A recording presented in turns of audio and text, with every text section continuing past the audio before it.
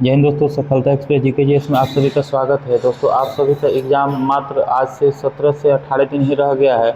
आप सभी का एग्ज़ाम 14 और 17 जून को होने वाला है। दोस्तों, मैं बता दूं कि बिहार पुलिस मद्य निषेध उत्पाद का आप लोग के एग्ज़ाम में 30 से 32 प्रश्न साइंस से देखने को मिलेंगे और हम महामैराथन में साइंस महामैराथन में 2000 क्वेश्चन आप सभी के 9th-10th के बुक से निकाले हुए हैं, जो पर डे हम कराते हैं।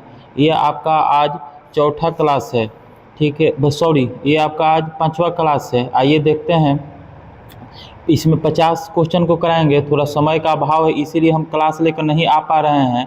जब भी हमको समय मिल रहा है तो हम बोले थे कि 100 क्वेश्चन कराने को, फिर भी हम 50 ही करा रहे हैं। अभी आज ही रात तक फिर एक क्लास हमको अपलोड करेंगे। दोस्तों, यकीन मानिए, आप सभी अगर ये एग्ज़ाम के एक दिन पहले हम आप सभी का 2000 क्वेश्चन ख़त्म कर देंगे। आज अभी से पहले 4 गो वीडियो हो गया है और ये 5वां वीडियो है। अगर आप सब पूरा वीडियो देखकर जाते हैं तो 30 से 32 प्रश्न जो भी आएगा एकदम आपका 100 में 100% बनेगा और एक आप अच्छा दावेदारी हो जाएगा, आपका रिजल्ट भी हो जाएगा, उसके बाद आप फिजिकल दीजिएगा, उसके बाद आपका जॉब भी हो जाएगा। आइए देखते हैं, ज़्यादा बातचीत न करते हुए, किसी की समय का बहुत ही कमी है। अगला 50 क्वेश्चन को अभी देखते हैं, 1 घंटा के अंदर में इसको निपटाते हैं। देखिए, ये जो क्वेश्चन है 151 नंबर, ये क्वेश्चन पूछा हुआ है। चाहे वो डायनेमो के बारे में पूछे, विद्युत मोटर के बारे में पूछे, ट्रांसफार्मर के बारे में पूछे, जनरेटर के बारे में, और ऐसा इससे पहले 4 गो जो वीडियो है ऐसा कितना क्वेश्चन पूछ दिया है। जैसे ट्रांसफार्मर के बारे में पूछ दिया है कि ट्रांसफार्मर क्या करता है, तो एसी, तो यहाँ पर कुछ नहीं बताएंगे। ये क्वेश्चन पूछ दिया है ट्रांसफार्मर के बारे में, जनरेटर के भी बारे में हो गया है। ये यहाँ पर विद्युत मोटर से फर्स्ट बार क्वेश्चन आया हुआ है, ठीक है। आइए देखते हैं 151 नंबर। 151 नंबर क्वेश्चन कर रहा है कि विद्युत ऊर्जा को यांत्रिक ऊर्जा में बदलने वाले यंत्र को क्या कहते हैं। तो देखिए, सबसे पहले आपका डायनेमो दिया है। तो डायनेमो जो होता है यह यांत्रिक ऊर्जा को विद्युत ऊर्जा में बदलता है। डायनेमो यांत्रिक ऊर्जा को विद्युत ऊर्जा में बदलता है। आप सभी का शादी विवाह में देखते होंगे जनरेटर आता है, तो जनरेटर में इंजन के सामने जो बॉक्स लगा रहता है वही होता है वही होता है डायनेमो। डायनेमो क्या होता है कि यांत्रिक ऊर्जा, जनरेटर चलता है, अंदर से यांत्रिक ऊर्जा देते हैं, वही यांत्रिक ऊर्जा घूमता है और घूम कर क्या करता है, वो विद्युत ऊर्जा में बदल देता है। यांत्रिक ऊर्जा, डायनेमो क्या करता है, यांत्रिक ऊर्जा से, डायनेमो जो है यांत्रिक ऊर्जा से विद्युत ऊर्जा में बदलता है। लेकिन विद्युत मोटर जो होता है डायनेमो के जस्ट उल्टा होता है, यह विद्युत ऊर्जा को यांत्रिक ऊर्जा में बदलता है। विद्युत मोटर विद्युत ऊर्जा को यांत्रिक ऊर्जा में बदलता है। विद्युत मोटर विद्युत ऊर्जा को यांत्रिक ऊर्जा में बदलता है। जैसे आपको बता रहे हैं कि आप सभी के घर में अभी टंकी भरने के लिए एक नल लगा होगा, तो नल में आप इलेक्ट्रिसिटी देते हैं तो क्या करता है, वही होता है विद्युत मोटर। विद्युत मोटर में आप करंट देते हैं, स्विच दबाते हैं, तो विद्युत ऊर्जा को फिर यांत्रिक ऊर्जा में आता है और नीचे से पानी खींचकर आपके टंकी में ऊपर जाकर भरता है, वही होता है विद्युत मोटर। और डायनेमो, आप सबके शादी विवाह में वो जनरेटर आता ही वही होता है डायनेमो, वह यांत्रिक ऊर्जा को विद्युत ऊर्जा में। इसका सही आंसर क्या हो जाएगा, इसका सही आंसर ऑप्शन नंबर बी में दिया हुआ है कि विद्युत मोटर। विद्युत मोटर ही विद्युत ऊर्जा को यांत्रिक ऊर्जा में बदलता है। आइए देखते हैं क्वेश्चन नंबर 152। 152 कह रहा है कि हाइड्रोलिक लिफ्ट और हाइड्रोलिक ब्रेक किस नियम पर काम करता है। तो ये दोनों के दोनों आपका पास्कल के नियम पर काम करता है। किस नियम पर काम करता है, पास्कल के नियम पर काम करता है। चाहे आपका हाइड्रोलिक लिफ्ट हो चाहे हाइड्रोलिक ब्रेक हो, ये दोनों के दोनों किस नियम पर काम करता है, तो आपका पास्कल के नियम पर काम करता है। वो कह रहा है कि न्यूटन के नियम, न्यूटन का 3 गो नियम होता है, उस पर थोड़े काम करता है। न्यूटन का पहला नियम क्या कहता है, न्यूटन का पहला नियम को जड़त्व का नियम कहा जाता है। न्यूटन का पहला नियम कहता है कि कोई भी वस्तु अगर वह विरामावस्था में है तो वह विरामावस्था में ही रहेगी, कोई भी वस्तु अगर गतिशील में है तो गतिशील में ही रहेगी। कब तक, जब तक उस पर कोई बाहरी बल कार्य ना करे।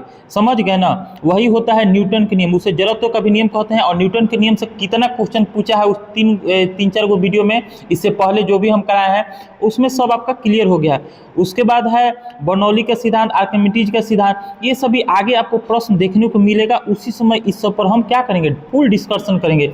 अभी आपका आया है पास्कल के नियम, तो पास्कल का हाइड्रोलिक लिफ्ट होता है ना, चाहे हाइड्रोलिक ब्रेक होता है ना, ये सभी के सभी आपका पास्कल के नियम पर ही काम करता है। ये सभी के सभी आपका पास्कल के नियम पर ही काम करता है। आइए देखते हैं अगला क्वेश्चन। अगला क्वेश्चन कह रहा है कि ध्वनि का तरत्व किस पर निर्भर करता है। तो ध्वनि का तरत्व आपका आवृत्ति पर निर्भर करता है। ध्वनि का तरत्व आपका किसका निर्भर करता है, आवृत्ति पर। तरत्व मतलब पिच, मतलब किसका पिच, मतलब आवाज एकदम पतला होगा, किसका मोटा होगा। तो यह आवृत्ति पर निर्भर करता है। जिसका आवृत्ति सबसे जितना अधिक होगा उसका जो आवाज होगा उतना ही पतला होगा, उतना ही पतला, मतलब तरत्व उतना ही ज़्यादा होगा, मतलब उतना ही पतला होगा। जैसे लड़की लोग का आवाज़ क्या होता है, पतला होता है, क्योंकि उन लोग का आवृत्ति क्या होता है, ज़्यादा होता है। तो जिसका आवृत्ति ज़्यादा होगा उसमें उसका एथी क्या होगा, उसका आवाज़ पतला होगा, ठीक है ना। और जिसका आवृत्ति कम होगा उसका आवाज़ क्या होगा, मोटा होगा। जैसे गाधा को देख लीजिए, गाधा का आवृत्ति क्या होता है, कम होता है, तो देख लीजिए कितना मतलब वो मोटा उसका आवाज़ होता है। वहीं पर कोयल देख लीजिए, तो उसका आवृत्ति, उसी को तरत्व कहा जाता है, उसी को पिच कहा जाता है। पिच मतलब क्या, पतला। तो वही देख लीजिए कोयल का मतलब पिच जो है, तरत्व है, कितना ज़्यादा है, क्योंकि उसका आवृत्ति ज़्यादा है, और आवृत्ति ज़्यादा है तो उसका पिच भी ज़्यादा हो जाता है, मतलब उसका ध्वनि जो होता है एकदम पतला हो जाता है, उसी को तो पिच कहा जाता है। आइए देखते हैं इसका क्वेश्चन का आंसर कौन सा हो जाएगा। ऑप्शन नंबर ए सही हो जाएगा, आवृत्ति। ध्वनि का तरत्व आवृत्ति पर निर्भर करता है। आवृत्ति जितना आधा ज़्यादा होगा, तरत्व भी उतना ही ज़्यादा होगा, और ध्वनि का आवाज़ भी उतना ही पतला होगा। आइए देखते हैं क्वेश्चन नंबर 154। क्वेश्चन नंबर 154 कह रहा है कि दाढ़ी बनाने के लिए और डॉक्टरों द्वारा कान, नाक, गले की जांच के लिए किस दर्पण का प्रयोग किया जाता है। ये रिपीट क्वेश्चन आपका आ गया है, ये रिपीट आपका क्वेश्चन आ गया, ये रिपीट आ गया है। ये क्या हो गया, ये रिपीट आ गया। हम आपको एक ही बात बताए हैं कि एक ही जगह उत्तल दर्पण का प्रयोग किया जाता है, साइड मिरर के रूप में। गाड़ी के ड्राइवर जहां बैठता है ड्राइविंग करने के लिए, उसके दाएं साइड में एक उत्तल दर्पण होता है। तो उत्तल दर्पण का प्रयोग साइड मिरर के रूप में, पीछे के कितना बड़ा बड़ा बिल्डिंग रहेगा, कितना गाड़ी आएगा, अगर 10 गो भी गाड़ी आएगा तो उसको उत्तल दर्पण में वो ड्राइवर देख लेता है। बाकी हर एक जगह, चाहे दाढ़ी बनाने में, चाहे डॉक्टरों के द्वारा कान, नाक, गला के जांच में, चाहे आपका गाड़ी के हेडलाइट में, सब के सब जगह किसका प्रयोग किया जाता है, अवतल दर्पण का प्रयोग किया जाता है। सभी के सभी जगह किसका प्रयोग किया जाता है, अवतल दर्पण का प्रयोग किया जाता है। तो इसका सही आंसर क्या हो जाएगा, ऑप्शन नंबर बी, अवतल दर्पण। उत्तल दर्पण का प्रयोग गाड़ी के साइड मिरर के रूप में उत्तल दर्पण का प्रयोग किया जाता है। आइए देखते हैं 55 नंबर क्वेश्चन। 55 नंबर क्वेश्चन कह रहा है कि दूरदृष्टि दोष को दूर करने के लिए किस लेंस का प्रयोग किया जाता है। ये भी आपका रिपीट क्वेश्चन आ गया, ये भी आपका रिपीट क्वेश्चन है। इसका एक ट्रिक भी हम बताए थे कि निकट दृष्टि दोष में किस लेंस का प्रयोग किया जाता है और दूर दृष्टि दोष में किस लेंस का प्रयोग किया जाता है। तो दूर में कौ अक्षर से बना हुआ है हिंदी के, दोस्तों दूर, दूर, तो इसमें एक जोड़ देंगे। दो अक्षर से बना हुआ है, दो अक्षर से बना हुआ है, तो इसमें क्या करेंगे, एक जोड़ देंगे, तो कितना हो जाएगा, ये 3। देखते हैं कि 3 अक्षर से उत्तल बना है कि अवतल बना है। तो अवतल में देख रहे हैं 1 2 3 4, 4 अक्षर से बना है। उत्तल देख रहे हैं 1 2 3, तो 3 अक्षर से बना है। तो इसका आंसर क्या हो जाएगा, ऑप्शन नंबर बी, उत्तल दर्पण। तो दूरदृष्टि दोष को दूर करने के लिए उत्तल दर्पण का प्रयोग किया जाता है। वहीं पर आपसे बोल दे निकट, क्या बोल दे आपको, निकट दृष्टि दोष, नसनी निकट दृष्टि दोष। तो देख रहे हैं ये 3 अक्षर से बना है, एगो नसनी क ट, तो 3 से बना है, एगो एक्स्ट्रा जोड़ देंगे। जैसे 2 अक्षर से दूर बना था, एगो एक्स्ट्रा जोड़ देंगे, 3 प्लस 1 कितना हो गया, 4। तो 4 अक्षर से निकट बना है, अवतल लेंस बना है कि उत्तल लेंस बना है, तो 4 अक्षर से आपका अवतल लेंस बना है। तो जब भी प्रश्न पूछेगा कि निकट दृष्टि दोष में किस लेंस का प्रयोग करते हैं, तो निकट दृष्टि दोष में अवतल लेंस का प्रयोग करते हैं। दूर दृष्टि दोष में किस लेंस का प्रयोग करते हैं, तो दूर दृष्टि दोष में उत्तल लेंस का प्रयोग करते हैं। अब आप समझ गए होंगे कि 155 दूर दृष्टि दोष में को दूर करने के लिए किस लेंस का उपयोग किया जाता है, तो उत्तल लेंस का प्रयोग किया जाता है। कह रहा है 156 नंबर क्वेश्चन कह रहा है कि सूर्य में ऊर्जा का निरंतर सृजन किस कारण होता है। तो हम ये आपको डिस्कशन में जब आपसे हाइड्रोजन बम पूछा था कि हाइड्रोजन बम किस सिद्धांत पर काम करता है, तो हम आपको उसी समय हाइड्रोजन बम किस सिद्धांत पर काम करता है, परमाणु बम किस सिद्धांत पर काम करता है, ऊर्जा के ऊर्जा के निरंतर सूर्य की ऊर्जा के निरंतर स्रोत क्या है, मतलब सूर्य में ऊर्जा हमेशा कैसे बनता रहता है। तो हम उसी समय बताए थे कि सूर्य में और तारों में ऊर्जा का स्रोत नाभिकीय संलयन है, नाभिकीय संलयन है। खासकर हम बात करें सूर्य में बात करें तो सूर्य का हाइड्रोजन नाभिकीय संलयन होता है। और ये भी बताए थे कि नाभिकीय संलयन क्या होता है, नाभिकीय विखंडन होता है क्या होता है। तो नाभिकीय संलयन छोटा छोटा परमाणु मिलकर एक बड़े ही परमाणु का निर्माण करते हैं, उसे नाभिकीय संलयन कहते हैं। जबकि बड़े बड़े परमाणु मिलकर एक छोटे परमाणु का निर्माण करते हैं, उसे नाभिकीय विखंडन कहते हैं, उसे नाभिकीय विखंडन कहते हैं। तो नाभिकीय संलयन में छोटा छोटा परमाणु होता है। आपका सूर्य में हो गया हाइड्रोजन और हीलियम। तो हाइड्रोजन का हीलियम में नाभिकीय संलयन होता है, हाइड्रोजन का हीलियम में नाभिकीय संलयन होता है। और इसी के कारण सूर्य को हमेशा ऊर्जा मिलते ही रहता है। तो 156 का आंसर क्या हो जाएगा, नाभिकीय संलयन, नाभिकीय संलयन। ये भी पूछता है कि सूर्य में नाभिकीय संलयन होता है, किस गैस का किस में संलयन होता है, तो हाइड्रोजन का हीलियम में संलयन होता है। आइए देखते हैं 157 नंबर। 157 नंबर कहता है कि एक औसत शक्ति में कितना वाट होता है। तो देखिए सबसे पहले कि शक्ति का एसआई मात्रक बार बार पूछता है, तो शक्ति का एसआई मात्रक आपका वाट दे दिया है। तो शक्ति का एसआई मात्रक क्या होता है, वाट होता है। शक्ति का एसआई मात्रक वाट होता है। और एक औसत शक्ति में कितना वाट होता है, तो 746 वाट होता है। एक औसत शक्ति में कितना वाट होता है, तो एक औसत शक्ति में 746 वाट होता है। एक औसत शक्ति में कितना वाट होता है, तो एक औसत शक्ति में 746 वाट होता है। आप सभी क्लास कीजिए और जाइए एग्जाम दीजिए। 30 से 32 नंबर जो भी आएगा, ये 2000 क्वेश्चन हम लगातार करा रहे हैं, पर डे करा रहे हैं। इसी में से आपका 30 से 32 प्रश्न क्वेश्चन तो यही रहेगा, ऑप्शन भी चारों के चारों ऑप्शन भी यही रहेगा, क्योंकि ऑप्शन भी आप ही के बुक से उठाए हैं, आप ही के सरकारी बुक से उठाए हैं, इधर उधर से कहीं नहीं बनाए हैं। कोई भी प्राइवेट पब्लिकेशन से ये कोई भी बुक नहीं उठाए और ना कोई अपने नोट से उठाए हैं। जो भी बुक है 9th 10th के सरकारी स्कूल का बुक है। वॉशिंग मशीन, कपड़ा धोने वाला मशीन किस सिद्धांत पर काम करता है, तो मैं सबको बता दूं कि बल 2 प्रकार का होता है, अपकेंद्रीय बल और अभिकेंद्रीय बल। तो अभिकेंद्रीय बल होता है केंद्र की ओर काम करता है, अभिकेंद्रीय बल केंद्र की ओर काम करता है, जबकि वहीं अपकेंद्रीय बल केंद्र से बाहर की ओर काम करता है, केंद्र से बाहर की ओर काम करता है। तो आपका दूध से मक्खन निकालने वाला मशीन, कपड़ा धोने वाला मशीन, ये दोनों के दोनों आपका अपकेंद्रीय बल पर काम करता है, ये दोनों के दोनों आपका अपकेंद्रीय बल पर काम करता है। कपड़ा धोने वाला आप मशीन देखिएगा तो उसके दीवार के चारों तरफ रूखरा बनाया जाता है, मतलब घर्षण के लिए रूखर बनाया जाता है। और जब आप उसमें कपड़ा डालिएगा तो उस कपड़ा को बाहर की तरफ भेजेगा। और जब आपका कपड़ा बाहर का जो दीवार होता है वॉशिंग मशीन का रूखर होता है, उस पर पड़ता है, तो जितना भी गंदगी रहता है वो सब क्या होता है, झल जाता है। वही होता है वॉशिंग मशीन। तो वॉशिंग मशीन किस दिशा की ओर कार्य कर रहा है, तो वॉशिंग मशीन बाहर की ओर काम कर रहा है, अपकेंद्रीय बल की तरफ कार्य कर रहा है। तो इसका कौन सा ऑप्शन सही हो जाएगा, ऑप्शन नंबर ए इसका सही हो जाएगा। आइए देखते हैं 159 नंबर। 159 नंबर कह रहा है कि समुद्र का पानी नीला क्यों दिखाई देता है। तो मैं एक जगह ये भी क्वेश्चन आया था कि समुद्र का पानी नीला क्यों दिखाई देता है, तो उस समय ऑप्शन में क्या था, ऑप्शन के हिसाब से बनाता है क्वेश्चन। तो उस समय ऑप्शन में प्रकाश का प्रकीर्णन था, अपवर्तन था, परावर्तन था, और इनमें से एक और कोई ऑप्शन दिया था। तो उस समय प्रकाश का प्रकीर्णन हो जाएगा। प्रकाश के प्रकीर्णन के कारण भी आकाश का रंग नीला क्यों दिखाई देता है, ये क्वेश्चन था उस समय। जब इससे पहले वीडियो कभी कीजिएगा तो उसमें एक क्वेश्चन मिलेगा कि आकाश का रंग नीला क्यों दिखाई देता है, तो उसमें ऑप्शन में दिया था प्रकाश के प्रकीर्णन, अपवर्तन, फिर और भी 2 ऑप्शन दिया था आपका पूर्णांतिक परिवर्तन। तो आकाश का रंग नीला दिखाई देता है प्रकाश का प्रकीर्णन के कारण। सूर्योदय एवं सूर्यास्त के समय में सूर्य लाल दिखाई देता है प्रकाश के प्रकीर्णन के कारण। लेकिन यहाँ पर आपका 159 नंबर में क्वेश्चन दिया है कि समुद्र का पानी नीला क्यों दिखाई देता है, तो ऑप्शन नंबर ए में दिया है कि पानी के गहरे रंग के कारण। नहीं, ये कभी भी इसका आंसर नहीं हो जाएगा।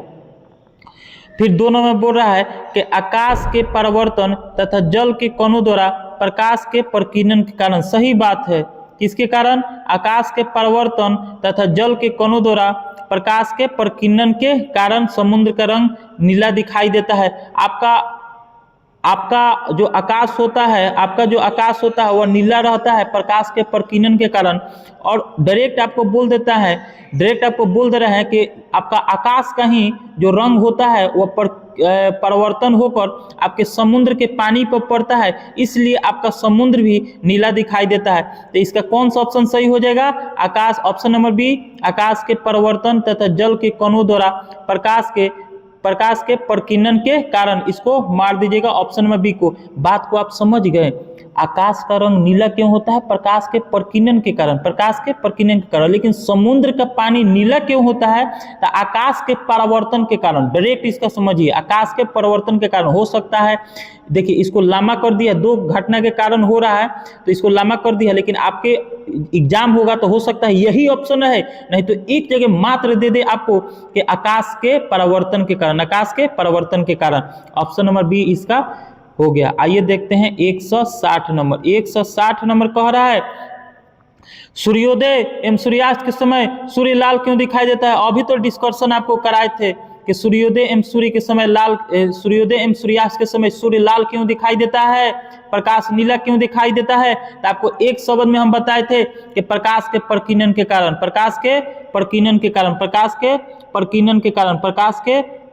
कारण। बस लाल रंग का प्रकीर्णन सबसे कम होता है, हमको इससे मतलब नहीं है कि किसका प्रकीर्णन अधिक होता है और किसका कम होता है। कहीं भी ऑप्शन में देखेंगे प्रकीर्णन, खटाक देकर मार देंगे कि प्रकीर्णन ही इसका आंसर होगा, इसी का आंसर होगा। डी पे में जाकर पूछ रहा है, लेकिन आपके ऑप्शन में एक देगा ऑप्शन कि प्रकाश के प्रकीर्णन के कारण। यहाँ पर दिया हुआ है कि लाल रंग का प्रकीर्णन सबसे कम होता है, इसका मतलब ये हुआ कि लाल रंग का तरंगदैर्घ्य सबसे ज्यादा होता है, और जिस रंग का तरंगदैर्घ्य सबसे ज्यादा होता है वह रंग सबसे ज्यादा दिखाई देगा, तो यहाँ पर ऑप्शन नंबर बी में दिया है कि लाल रंग का प्रकीर्णन सबसे कम है। इसका आंसर क्या हो जाएगा 160 का? ऑप्शन नंबर बी सही हो जाएगा।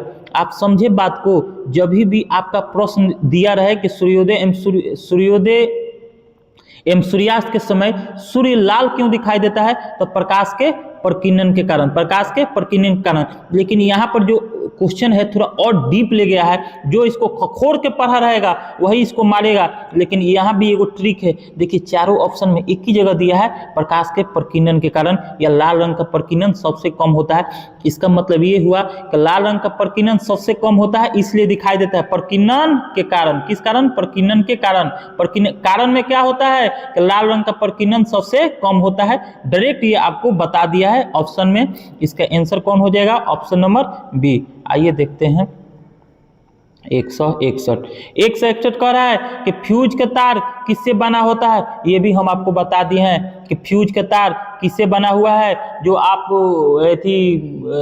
जो सोल्डिंग होता है वह किसका बना होता है, तो फ्यूज के तार आपका किसका बना होता है। आइए ऑप्शन को देखते हैं, तो फ्यूज के तार आपका टीन और सीसा का मिश्र धातु होता है। टीन और से, यहाँ पर ऑप्शन नंबर ए में दिया है तांबा और लोहा, ये नहीं हो जाएगा। ऑप्शन नंबर बी में दिया है टीन और सीसा का मिश्र धातु, यही होगा answer option number B, tin और सीसा का मिश्र धातु। टाका भी होता है, टाका भी टीन और सीसा का मिश्र धातु होता है। आप सभी इलेक्ट्रिक दुकान पर जाइएगा तो लोग एक शोल्डर रहेगा, टाका रहेगा, उसको एथी करेंगे, वो भी किसका बना होता है? टीन और सीसा का बना होता है।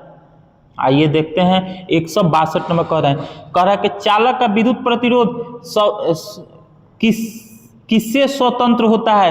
पूछ रहा है कि चालक का विद्युत प्रतिरोध किससे स्वतंत्र होता है, तो चालक का विद्युत प्रतिरोध तापमान से स्वतंत्र होता है। नहीं, चालक का विद्युत प्रतिरोध तापमान से स्वतंत्र नहीं रहता है। तापमान बढ़ेगा तो प्रतिरोध भी बढ़ेगा, तापमान बढ़ेगा तो प्रतिरोध तापमान पर निर्भर होता है, और तापमान घटेगा भी तो उसका प्रतिरोध घटेगा बढ़ेगा, मतलब तापमान पर निर्भर करता है। ये पूछ रहा है कि चालक का प्रतिरोध किससे स्वतंत्र होता है, मतलब उसका कोई असर नहीं पड़ता है, उससे वह स्वतंत्र होता है। दोनों में दिया है दाब, तो चालक का प्रतिरोध दाब से स्वतंत्र रहता है, सही बात है। चालक का जो प्रतिरोध होता है दाब से स्वतंत्र होता है, चालक का विद्युत प्रतिरोध दाब से स्वतंत्र होता है। आइए देखते हैं क्वेश्चन नंबर 163।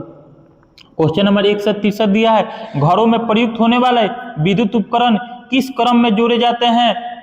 मतलब आपके घर में इलेक्ट्रिसिटी मतलब इलेक्ट्रिक का काम हुआ रहेगा, वह किस क्रम में जुड़े रहते हैं। आप जिस बल्ब को जलाना चाहते हैं उसी बल्ब को जलाइएगा, दूसरा कोई बल्ब नहीं जलेगा। अगर टीवी चलाना चाहते हैं तो टीवी ही चलेगा, फ्रिज नहीं चलेगा। वही आपसे पूछ रहा है कि यह कौन सा उपकरण है कि मतलब आप जिस इलेक्ट्रिक उपकरण को चलाना चाहते हैं वही चलेगा। तो अभी एक क्रम होता है श्रेणी क्रम और समांतर क्रम। तो आपसे पूछ रहा है कि आपके घर में प्रयुक्त होने वाले विद्युत उपकरण, आपके घर में प्रयुक्त होने वाले विद्युत उपकरण जो वायरिंग हुआ है किस क्रम में हुआ है। तो आपके घर में जो वायरिंग हुआ है क्या श्रेणी क्रम में हुआ है? नहीं, श्रेणी क्रम में नहीं हुआ है, समांतर क्रम में हुआ है। कहाँ हुआ है? समांतर क्रम में हुआ है। श्रेणी क्रम में कहाँ होता है? श्रेणी क्रम में जो विद्युत घर होता है, विद्युत हाउस होता है, जहाँ से करंट को छोड़ा जाता है कि तो आपके ट्रांसफार्मर में आता है, फिर ट्रांसफार्मर से आपके घर में आते हैं। वो लोग एक बार एक बटन दबाएंगे तो पूरा गांव उजाला हो जाएगा, मतलब हर एक गांव में रोशनी चला जाएगा। वो होता है श्रेणी क्रम। लेकिन समांतर क्रम में आपके घर का विद्युत उपकरण होता है, अब हर एक मतलब इलेक्ट्रिक उपकरण का अलग अलग बटन रहता है, वही होता है समांतर क्रम। तो आपके घर में प्रयुक्त होने वाला विद्युत उपकरण किस क्रम में जुड़ा रहता है? तो समांतर क्रम में जुड़ा रहता है। किस क्रम में जुड़ा रहता है? समांतर क्रम में जुड़ा रहता है। आइए देखते हैं 164 नंबर क्वेश्चन। 164 नंबर क्वेश्चन कर रहा है कि ध्वनि तरंग किस माध्यम में यात्रा नहीं करता है। ये क्वेश्चन रिपीट कर गया। ध्वनि तरंग पर बहुत बहस हुआ है, ध्वनि तरंग पर बहुत बहस हुआ है। ये भी बताए थे कि ध्वनि तरंग आपका अनुदैर्ध्य है, ये भी बताए थे कि ध्वनि तरंग आपका अनुप्रस्थ भी है, ये भी बताए थे आपका ध्वनि तरंग यांत्रिक भी है। यहाँ पर हम नहीं बताएंगे क्योंकि इस पर बहुत बहस हुआ है। कम से कम 5 से 7 मिनट हम ध्वनि तरंग पर बहस देते चले गए हैं कि आपके ऑप्शन मतलब आपका आंसर कैसे सही होगा कि ध्वनि तरंग किस कैसा तरंग है ये पूछ दे, तो आपका ऑप्शन के अनुसार आपका वहां पर आंसर डिसाइड करेगा कि इस चारों ऑप्शन में कौन सा ऑप्शन सही होगा। ये हम पिछला वीडियो में बता दिए हैं कि कब अनुदैर्ध्य मारिएगा, कब अनुप्रस्थ मारिएगा, कब दोनों मारिएगा, ये सब पर लेक्चर हो दिया है। और ये भी बताए थे कि ध्वनि तरंग किस में सबसे अधिक होगा, किस में कम होगा, ध्वनि तरंग कि घनत्व पर क्या प्रभाव पड़ता है, ध्वनि तरंग किसमें शून्य होगा, ये भी हम आपको बता चुके हैं। बस आपको यहीं पर बताना चाहता है कि ध्वनि तरंग सबसे अधिक ठोस में होता है, ध्वनि तरंग सबसे अधिक ठोस में होता है, सबसे कम गैस में होता है, और ध्वनि तरंग का मान 0 निर्वात में होता है। ध्वनि तरंग का मान 0। ध्वनि तरंग किस माध्यम में यात्रा नहीं, हम बता रहे थे कि ध्वनि तरंग सबसे अधिक ठोस में, सबसे अधिक ठोस में, सबसे अधिक ठोस में, ध्वनि तरंग सबसे अधिक ठोस में, ध्वनि तरंग सबसे अधिक ठोस में, सबसे कम गैस में। और ध्वनि तरंग का मान कहाँ होता है? 0 में होता है। ध्वनि तरंग का मान 0 कहाँ होता है? तो ध्वनि तरंग का मान आपका 0 निर्वात में होता है। कहाँ होता है? निर्वात में होता है। कहाँ होता है? निर्वात में होता है। ध्वनि तरंग का मान 0 आपका कहाँ होता है? निर्वात में होता है। दोस्तों इसके लिए सॉरी, कभी कभी बोर्ड अनकंट्रोल हो जाता है कि ज़्यादा देर तक क्वेश्चन को क्यों रखे, ज़्यादा देर तक बहस क्यों किए, वही यहाँ पर हुआ है। आप बात को समझ गए कि ध्वनि तरंग सबसे अधिक कहाँ होता है? ठोस में होता है। सबसे कम कहाँ होता है? गैस में होता है। और कहाँ पर 0 होता है? तो निर्वात में 0 हो जाएगा। निर्वात में ध्वनि तरंग का संचरण नहीं होगा, निर्वात में ध्वनि तरंग का संचरण नहीं होगा। ध्वनि तरंग के लिए माध्यम की आवश्यकता होती है, निर्वात में कोई माध्यम नहीं होता है, इसलिए निर्वात में ध्वनि तरंग का मान क्या होता है? 0 हो जाएगा। 164 का ऑप्शन नंबर डी सही हो जाएगा। आइए देखते हैं किस रंग के प्रकाश का तरंग दैर्ध्य सबसे अधिक होता है। अभी तो आपको हम बताए थे जब प्रकाश का प्रकीर्णन बता रहे थे तो उसी समय जब आया था तो लाल रंग का एथी सबसे कम होता है, प्रकीर्णन सबसे कम होता है, इसलिए वो एथी होता है। उसी समय हम आपको बताए थे कि किसका तरंग दैर्ध्य सबसे अधिक होता है, किसका तरंग दैर्ध्य सबसे अधिक होता है। तो किस रंग के प्रकाश का तरंग दैर्ध्य सबसे अधिक होता है।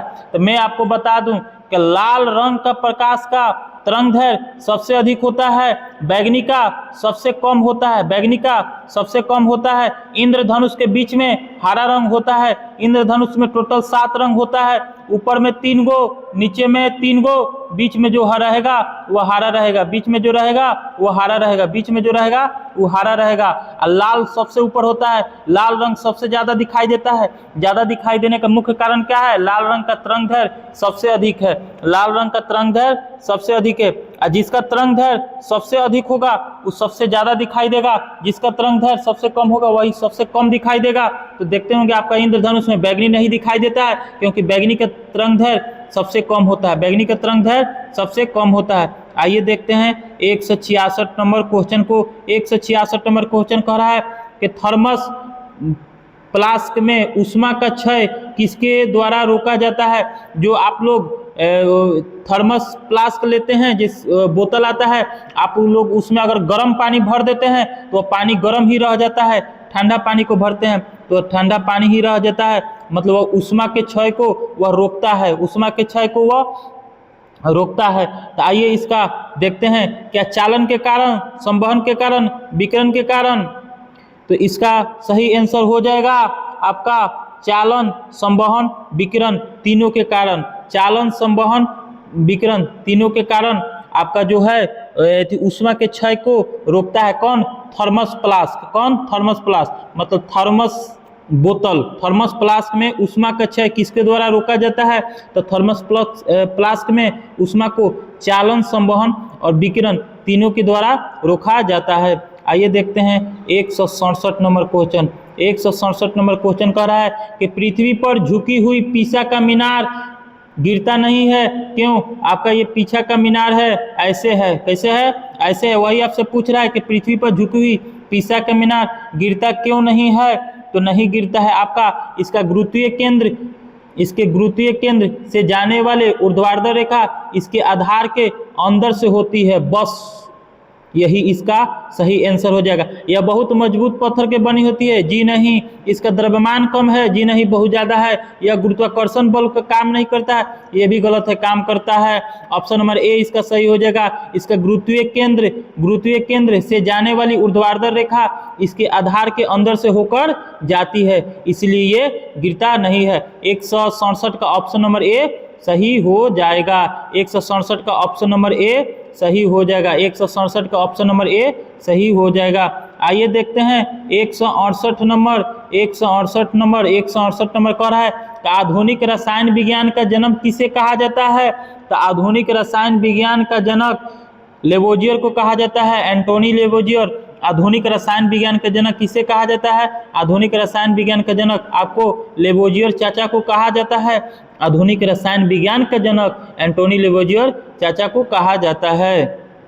आइए देखते हैं 169 नंबर।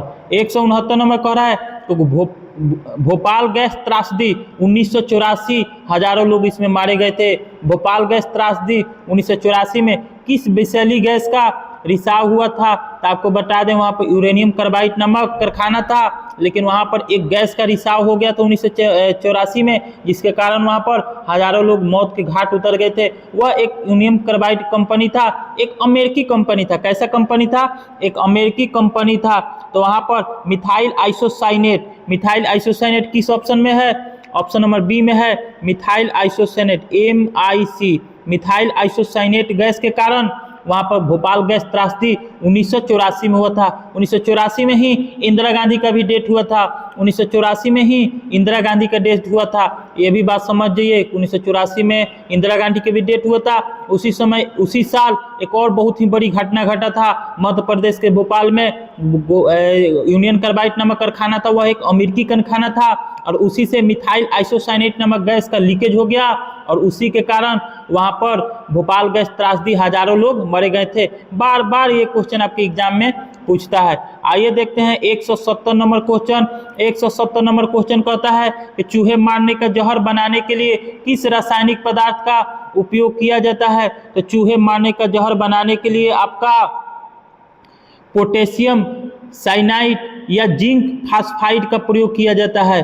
Potassium cyanide. आपके ऑप्शन में या तो एक ही रहेगा या दोनों दे देगा, जैसे यहाँ पर दोनों क्वेश्चन, दोनों ऑप्शन में दोनों आया है, एक ही नाम है, पोटेशियम साइनाइड या जिंक फास्फाइड कहिए, जिंक फास्फाइड कहिए। आपके एग्जाम में 3 प्रकार से प्रश्न पूछ सकता है। जैसे 170 नंबर क्वेश्चन हम सेट किए हैं कि चूहा मारने का जहर बनाने के लिए किस रासायनिक पदार्थ का उपयोग किया जाता है, तो दोनों नाम जो सेम है एक ही जगह दे दिए हैं, पोटेशियम साइनाइड या जिंक फास्फाइड। आपके एग्जाम में क्वेश्चन यही रहेगा और ऑप्शन में एक ही जगह कहीं लिखा रहेगा पोटेशियम साइनाइड, या दूसरा में ऑप्शन में एक ही जगह लिखा रहेगा जिंक फास्फाइड। यहाँ पर आप याद कर लीजिए, लिख कर याद कीजिए, या मेरा बात सुनकर याद कीजिए, या बार बार इसको वीडियो को रोक कर इस क्वेश्चन को पढ़ के याद कीजिए। लेकिन आप याद कीजिए, नौकरी लेना है तो याद करना पड़ेगा, नौकरी लेना है तो बात को समझना पड़ेगा, नौकरी लेना है तो आपको पढ़ना पड़ेगा। वही है यहाँ पर, चूहा मारने का जहर बनाने के लिए किस रसायन का प्रयोग किया जाता है, तो पोटेशियम साइनाइड। किसका? Potassium cyanide. किसका? पोटेशियम साइनाइड या जिंक फास्फाइड, या जिंक फास्फाइड। आइए देखते हैं 171 नंबर क्वेश्चन। दोस्तों पढ़ना है, पढ़ना है, क्योंकि नौकरी लेना है, मम्मी पापा का सपना पूरा करना है। हवाई जहाज के टायरों को फुलाने में किस गैस का प्रयोग किया जाता है, तो हवाई जहाज के टायरों को फुलाने में नाइट्रोजन या हीलियम गैस का प्रयोग किया जाता है। हवाई जहाज के टायरों को फुलाने के लिए उसमें नाइट्रोजन या हीलियम गैस का प्रयोग किया जाता है। ये क्वेश्चन रिपीट कर गया, उस समय आया था क्वेश्चन जब इससे पहले का हम वीडियो कराए हैं, कभी कहीं ना कहीं क्वेश्चन देखने को मिला है कि वायुयान के टायरों में किस गैस का प्रयोग किया जाता है, तो वहाँ पर नाइट्रोजन का प्रयोग नहीं किया जाता है, ओनली वन हीलियम का प्रयोग किया जाता है। क्योंकि जब आप आवर्त सारणी पढ़िएगा तो हीलियम एक कैसा गैस है, हीलियम एक अक्रिय गैस है। वर्ग 18 में कुल जितना भी गैस है सब के सब अक्रिय गैस है, सब के सब अक्रिय गैस है। आप periodic टेबल में सबसे हल्का जितना भी गैस है, सबसे हल्का गैस हाइड्रोजन होता है, और हाइड्रोजन के बाद 1 नंबर पर हाइड्रोजन होता है, 2 नंबर पर आइएगा तो 2 नंबर पर आपका हीलियम होता है। लेकिन हाइड्रोजन एक आवारा गैस है, ये किसी के साथ लव मैरिज कर लेता है और रिएक्शन कर जाता है। लेकिन आपका हीलियम जो है निष्क्रिय गैस है, ये किसी अदर गैस के साथ रिएक्शन नहीं करता है और कोई भी मतलब उल्टा सीधा काम नहीं करता है। मान लीजिए कि वायुयान के टायर में हम हल्का गैस के कारण हाइड्रोजन को भर दें और ऊपर गए और किसी दूसरे गैस के साथ अभिक्रिया करके पता चलेगा कि टायर फट गया, तब तो दिक्कत हो जाएगा। इसलिए हीलियम को भरा जाता है। हीलियम दूसरी सबसे हल्की गैस है, हीलियम दूसरी सबसे हल्की गैस है, इसलिए वायुयान के टायरों में हीलियम गैस को भरा जाता है कि ये जहाज जो वायुयान है हल्का भी रहेगा और यह हीलियम गैस किसी अदर गैस के साथ रिएक्शन भी नहीं कर, मतलब अभिक्रिया भी नहीं करेगा और रिएक्शन नहीं करेगा, क्योंकि हीलियम गैस एक निष्क्रिय गैस है। यह हीलियम गैस आवर्त 1 का और वर्ग 18 का तत्व है। जब आप आवर्त सारणी पढ़िएगा इसमें बहुत कम से कम 100 क्वेश्चन आवर्त सारणी का है। इस 2000 क्वेश्चन में आवर्त सारणी मैं आपको बता दे रहा हूँ, यहीं पर जब बात आ रहा है तो अभी ही डिस्कशन कर देंगे तो उस समय आसान रहेगा, क्योंकि आवर्त सारणी अभी आया नहीं है, आने से पहले ही उसका परिचय दे देते हैं कि आवर्त सारणी में जो ऊपर से नीचे रहता है उसे वर्ग कहते हैं, उसे वर्ग कहते हैं। वर्गों की संख्या कितना होता है? 18 होता है। आवर्त सारणी में जो बाएं से दाएं की तरफ लाइन खींचा रहता है उसको आवर्त कहते हैं। आवर्त की संख्या कितना होता है? 7 होता है। पहला आवर्त में मात्र 2 गैस है, हाइड्रोजन और हीलियम। हाइड्रोजन वर्ग 1 के और हीलियम वर्ग 18 का गैस होता है, बीच में सब जगह खाली रहता है, और आवर्त 1 में हाइड्रोजन और हीलियम होता है। उसके बाद फिर हीलियम के बाद दूसरा वर्त शुरू होता है लिथियम से। लिथियम क्या है? धातु है। लिथियम क्या है? धातु है। अब पूछता है कि आवर्त सारणी का सबसे हल्का धातु क्या है, और ये क्वेश्चन हो चुका है कि सबसे हल्का धातु क्या है, सबसे भारी धातु क्या है, सबसे हल्का गैस क्या है, ये सब क्वेश्चन हो गया। लेकिन आवर्त सारणी का परिचय दे रहे हैं तो उसको फिर एक बार रिपीट कर देते हैं कि परमाणु संख्या 3 हीलियम होता है, जो आवर्त सारणी में हाइड्रोजन के नीचे उसको बैठाया गया है, और हीलियम लिथियम जो होता है, हीलियम बोल रहे थे, लिथियम जो होता है आवर्त सारणी का सबसे हल्का धातु है। जैसे हाइड्रोजन सबसे हल्का गैस है आवर्त सारणी का, वैसे ही लिथियम सबसे हल्का धातु है। अब आप इस बात को समझ गए होंगे कि हवाई जहाज के टायरों को फुलाने में किस गैस का प्रयोग किया जाता है। नाइट्रोजन को हटा दीजिए क्योंकि यहाँ पर नाइट्रोजन आ गया है, लेकिन आपको नाइट्रोजन नहीं मानना है। आपके ऑप्शन में ओनली वन हीलियम रहेगा, ओनली वन हीलियम रहेगा। नाइट्रोजन तो भारी गैस हो जाएगा, हीलियम से भी भारी हो जाएगा, तो इसको नाइट्रोजन को हटा दीजिए, क्या मारिएगा, हीलियम मार दीजिएगा। और ये क्वेश्चन दूसरा बार यहाँ पर रिपीट हो रहा है, इससे पहले रिपीट हो गया है और बात भी हो गया है। रेफ्रिजरेटर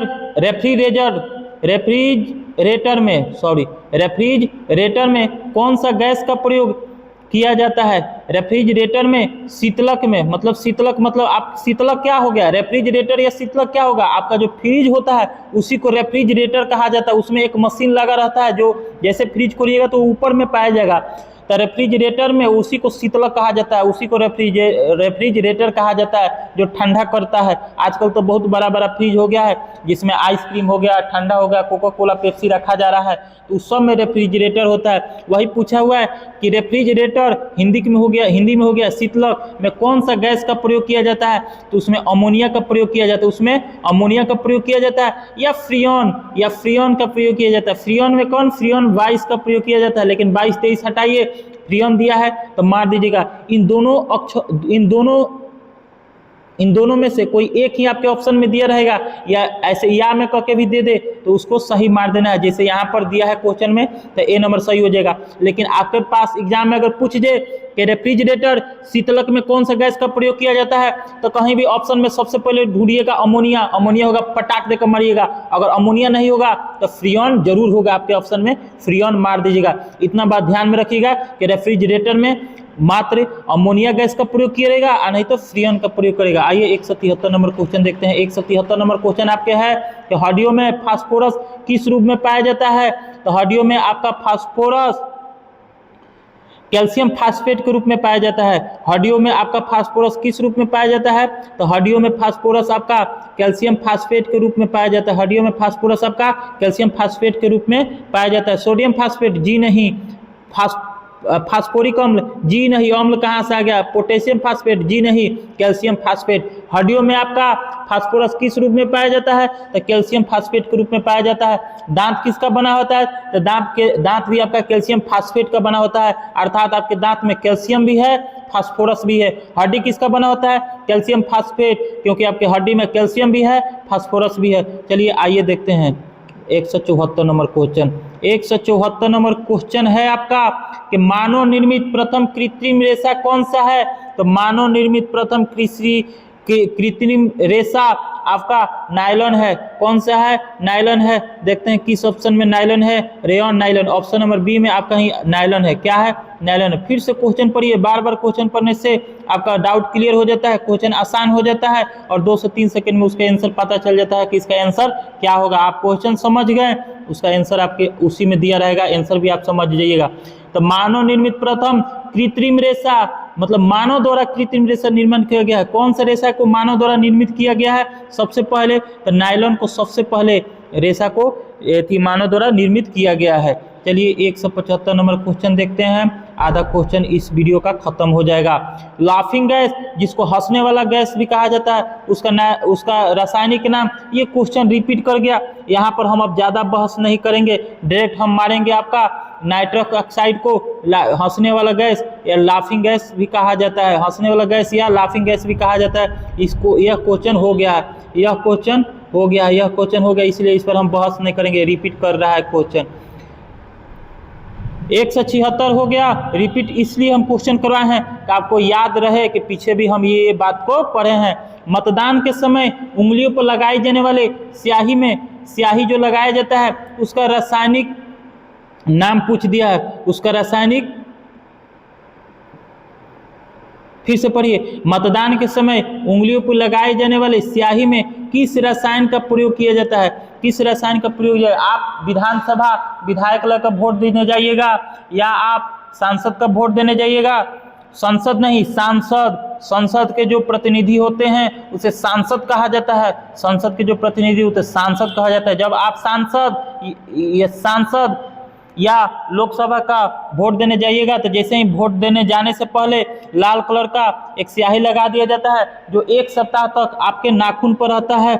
वो क्या होता है? उसका रासायनिक नाम सिल्वर नाइट्रेट है। उसका रासायनिक नाम क्या है? सिल्वर नाइट्रेट है। ये थोड़ा घुमा दिया है, यहाँ पर डायरेक्ट पूछता है कि जो मतदान के समय उंगलियों पर जो स्याही लगाया जाता है उसका रासायनिक नाम क्या है, तो उसका रासायनिक नाम सिल्वर नाइट्रेट। याद पढ़िए, यहाँ पर आपका सिल्वर नाइट्रेट का रासायनिक नाम और सूत्र भी दे दिया है, सूत्र याद कर लीजिए। आपको ये क्वेश्चन भी आएगा, इसी वीडियो में आएगा या आगे के वीडियो में आएगा कि सिल्वर नाइट्रेट का रासायनिक सूत्र क्या है। आराम से खचाक देकर उसी समय मारिएगा कि AgNO3। सिल्वर नाइट्रेट का रासायनिक नाम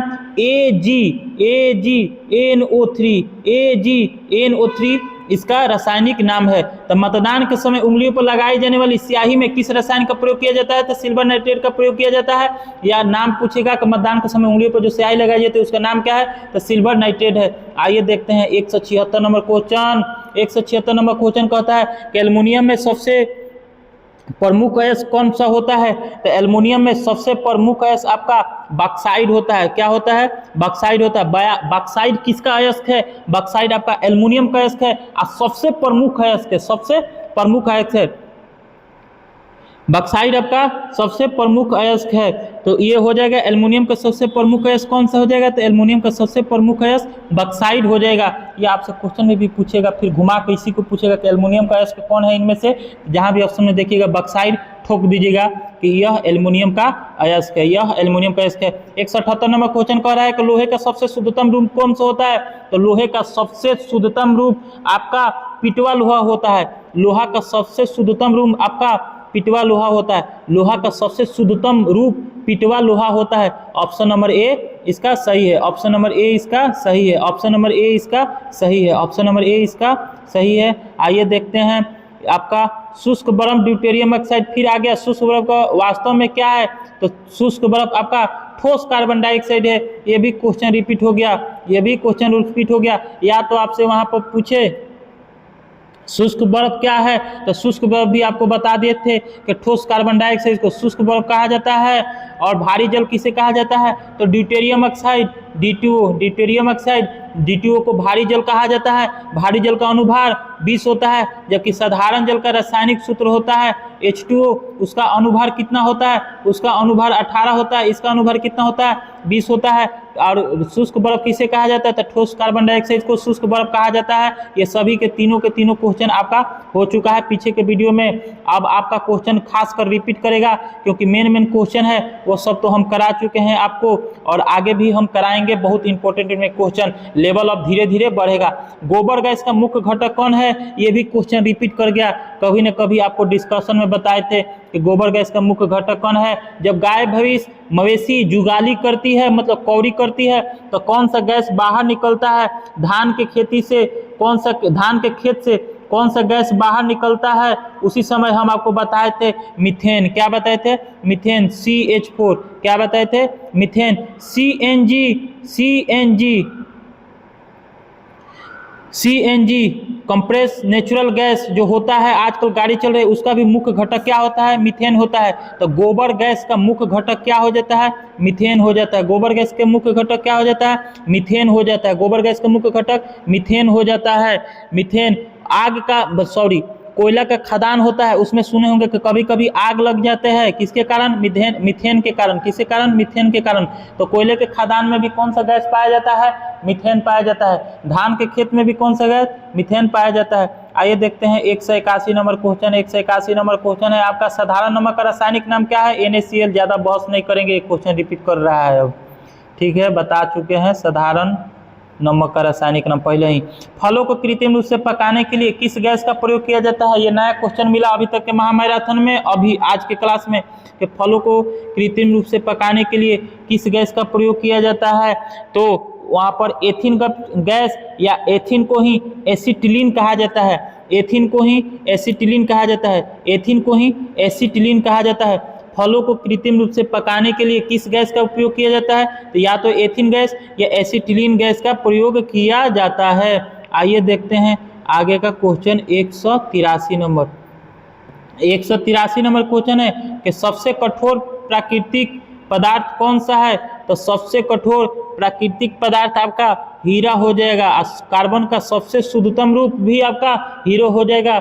ये भी आप क्वेश्चन क्या हुआ, रिपीट हो गया। ये भी क्वेश्चन क्या हुआ, रिपीट हो गया। और सब उसी समय बताए थे, उस समय क्वेश्चन पूछा था कि कार्बन का सबसे शुद्धतम रूप क्या हो जाएगा, हीरा। उसी समय बताए थे कि सबसे कठोर प्राकृतिक पदार्थ भी हीरा ही होता है, इससे कठोर कोई भी पदार्थ अभी तक नहीं है, इससे कठोर कभी कोई भी पदार्थ अभी नहीं है।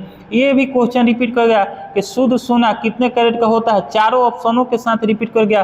तो शुद्ध सोना 24 कैरेट का होता है, शुद्ध सोना 24 कैरेट का होता है। यह 24 कैरेट जो होता है द्रव अवस्था में पाया जाता है, लेकिन जब सुनार आभूषण बनाता है तो आपको ठोस अवस्था में चाहिए। तो सुनार क्या करता है, 25% घटाकर 24% का 75% ही प्रयोग करता है। तो 24 कैरेट का जब आप 75% निकालिएगा तो 18 कैरेट। तो सुनार जो है कितना सोना कैरेट का प्रयोग करता है, तो 18 कैरेट का प्रयोग करता है। कितना का प्रयोग करता है, 18 कैरेट का प्रयोग करता है। कितना का प्रयोग करता है, 18 कैरेट का प्रयोग करता है। दोस्तों अभी बने रहिएगा, मोबाइल हैंग कर रहा है, अभी बने रहिएगा।